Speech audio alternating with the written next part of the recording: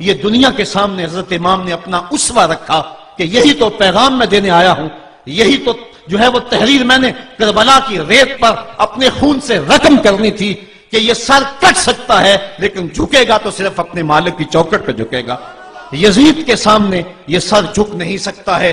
تو حضرت امام حمام رضی اللہ تعالیٰ عنہ نے کربلا کے تپتے ہوئے ریگزار میں جب 72-73 لاشیں خیموں کے سامنے پڑے تھے اور اتنے زخم کلیجے پہ تھے، راوی کہتا ہے کہ جب آپ کی قمیض اتاری گئی تو 113 سوراخ اس میں تیروں کے تھے، 33 زخم نیزوں کے تھے، 34 گھاؤ تلواروں کے تھے، اتنے زخم جسم کے اندر اور جسم چور ہے زخموں سے۔ لیکن حضرت امام حسین نے جب پیشانی سجدے میں رکھی تو آخری لفظ یہ تھے، اللہم رضن بقضائک وصبرن علی بلائک تسلیما لامرک سبحان ربی الاعلی۔ مالک تیری تقدیر پہ راضی ہو گیا ہوں، مالک زخم سے پہ بھی میں مسکرا رہا ہوں، مالک تیری طرف سے جو دکھ آئے میں نے ان کو قبول کیا، جے سونا میرے دکھ وچ راضی تے میں سکھ نو چلے ڈاواں، مالک میں سب کچھ قبول کیا، حسین تیری رضا پہ راضی ہے، میرے مالک تو بھی بتا تو بھی حسین پہ راضی ہوا ہے کہ نہیں ہوا ہے۔ آواز آ رہی تھی اس پیاسے پر علی شیر خدا کو ناز ہے، اس نواسے پر محمد مصطفیٰ کو ناز ہے، اوروں نے بھی سجدہ کیا پر اس کا عجب انداز ہے، اس نے وہ سجدہ کیا جس پر خدا کو ناز ہے۔ اے حسین ابن علی تم پر سلام، نازش آل نبی تم پر سلام۔ آج لہجہ بھی دم توڑ رہا ہے اور سورج بھی درد غروب سے زرد ہو رہا ہے، وقت کے دامن میں گنجائش نہیں کہ میں اس مضمون کو چھیڑوں، آؤ ہم سلام کرتے ہیں۔ یہ سورج سامنے چمک رہا ہے، میں یہاں بیٹھا سوچ رہا تھا کہ ہم نے تو نہیں دیکھا، اے سورج دوپہر کا وہ منظر تم نے تو دیکھا تھا جب کربلا میں حسین کا سر کٹا تھا، جب گھر لٹا تھا، جب خیموں کو آگ لگی تھی، جب سکینہ رو رہی تھی اور جب گھوڑا خالی پلٹا تھا اور سکینہ پوچھتی تھی گھوڑے تو خالی آ گیا ہے، حسین کہاں چھوڑ آیا ہے۔ آج یہ سورج یہ چمک چمک کے وہ ہمیں کہانی سنا رہا ہے اور ہمیں پیغام دے رہا ہے کہ نبی کے نام پہ حسین نے تو سر کٹا دیا، آج تم کہتے ہو دین پہ چلنا بڑا مشکل ہے، تم شور ڈال رہے ہو، جن کے لیے مسجدوں میں قالین بچھے ہوئے ہیں، گرم پانی دستیاب ہے اور ان کے لیے مسجدوں میں آسائشیں موجود ہیں، اور پھر بھی وہ کہتے ہیں دین پہ چلنا بڑا مشکل ہے۔ ذرا دیکھو حسین ابن علی کو سجدے میں سر رکھ کے، پیشانی رب کے حضور رکھ کے حسین ابن علی کہہ رہے ہیں مالک میں سر کٹا کے بھی تیرے حضور حاضر ہوں اور تجھ پہ راضی ہوں، تو بھی بتا کہ تو بھی حسین پہ راضی ہے یا نہیں ہے۔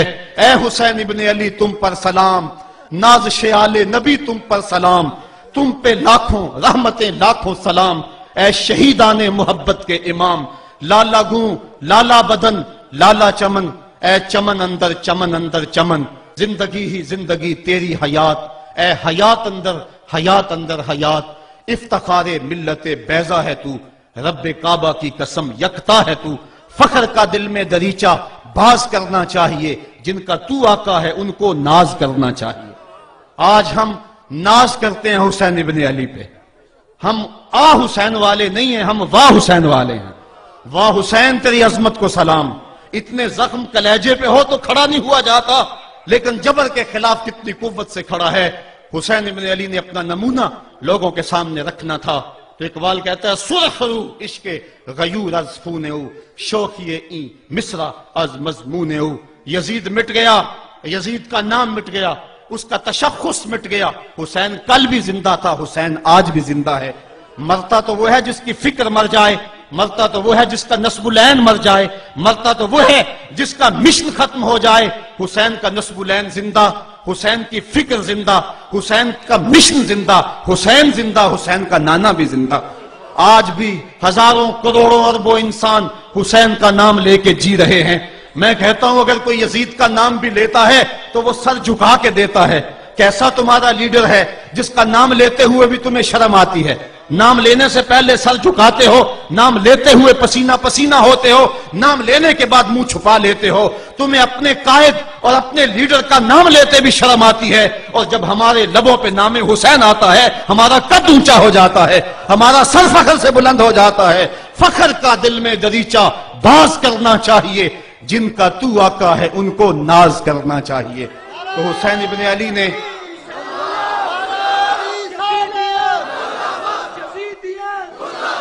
کسی نے کہا تھا کہ یہ دو شہزادوں کی جنگ تھی، تو کسی نے بڑا خوبصورت جواب دیا. اس نے کہا کربلا جنگ تھی اگر دو شہزادوں کی، قلم میں زور ہے تو لکھو حسین ہار گئے، لہجے میں تنتنا ہے تو لکھو حسین ہار گئے، انداز میں زور ہے تو کہو حسین ہار گئے. زمانہ کل بھی کہتا تھا، زمانہ آج بھی کہتا ہے، حسین کل بھی جیتا تھا، حسین آج بھی جیتا ہے.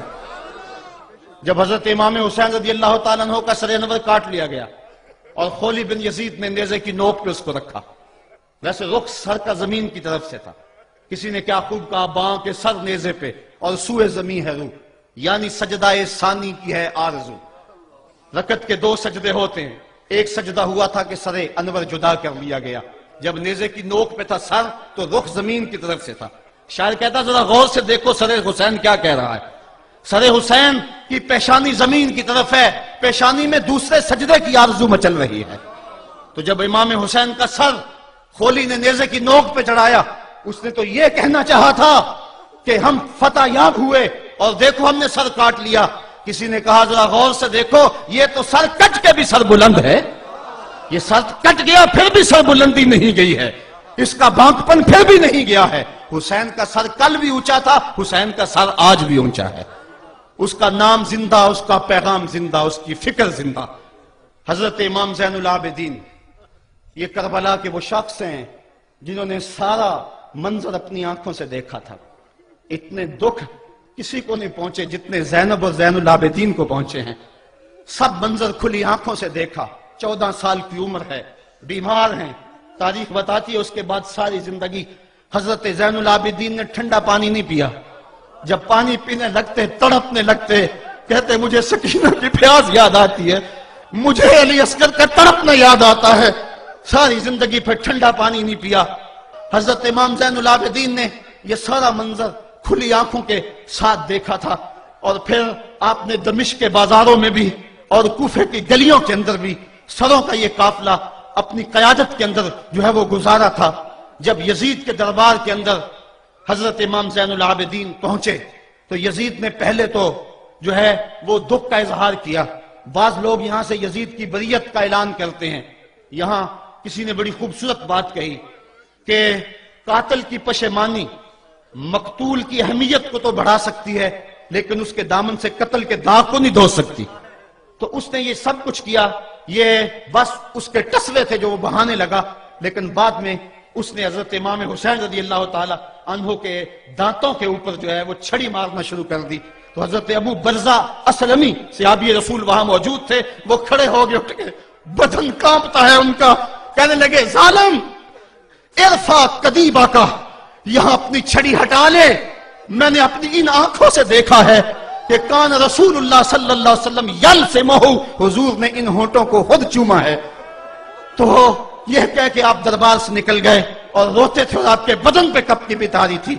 بعد میں یزید نے کہا حضرت غلطی ہو گئی اور یہ میں نہیں چاہتا تھا، بتائیں آپ کی کوئی شرط ہو. تو آپ نے فرمایا میری 4 باتیں مان لو. ان 4 باتوں میں ایک بات یہ تھی کہ سر حسین اور سر شہیداں ہمارے سپرد کر دو تاکہ ہم کربلا جا کے ان کی تدفین کر سکیں. دوسری یہ تھا کہ ہمیں مدینہ حفاظت سے پہنچا دو.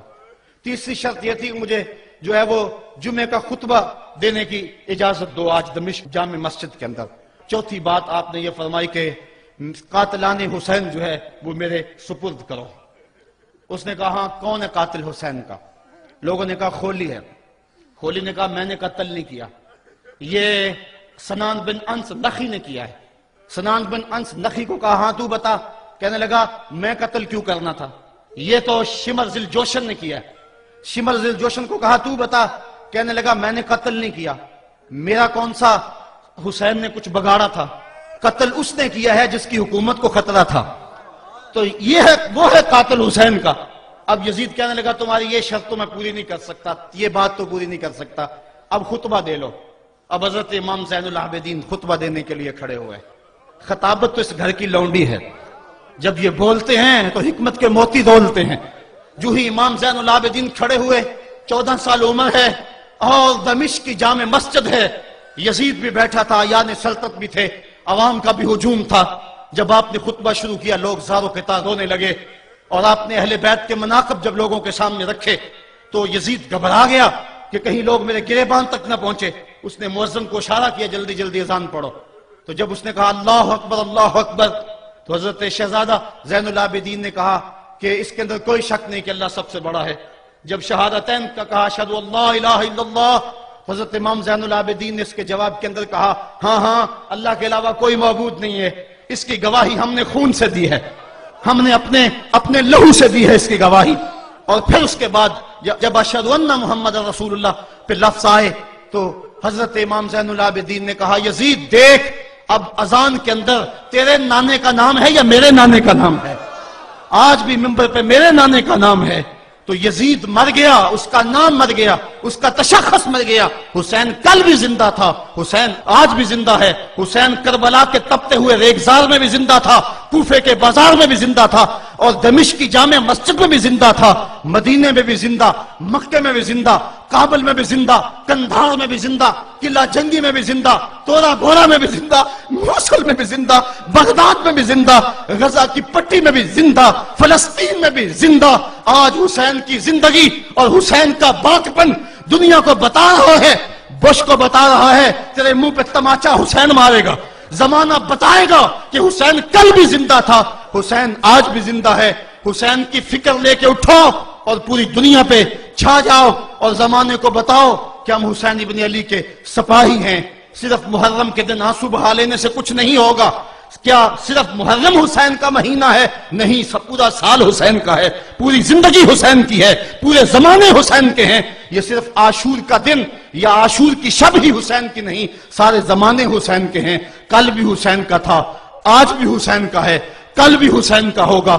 آؤ اٹھیں، قرآن کو لے کر کے حسین ابن علی نیزے کی نوک پر بھی چڑھ کے قرآن سنایا، اور آج ہم اسی قرآن کی دعوت کو لے کر کے اٹھیں اور حسین ابن علی کے پیغام کو گھر گھر